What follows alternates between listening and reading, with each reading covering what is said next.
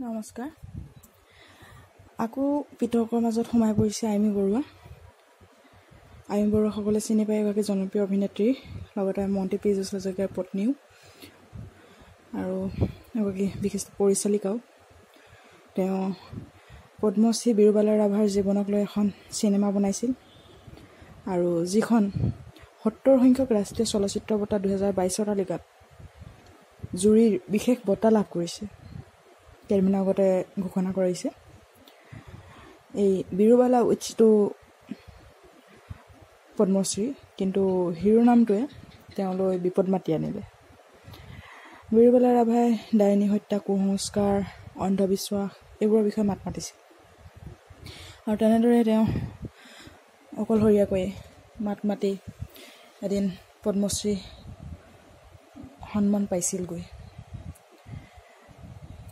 কিন্তু বিৰুবালা ৰাভাক ডাইনী সজালে বুলি কৈ তেওঁৰ পুত্ৰ বিষ্ণুপ্ৰসাদ ৰাভাই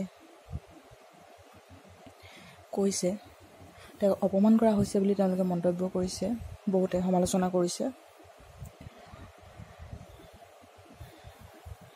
যি চিনেমাখন, সেই চিনেমাখনত নামটোতে ডাইনী নামটো সোমাই পৰিলে, সেয়েহে তেওঁক বিশেষকৈ সমালোচনা কৰিছে।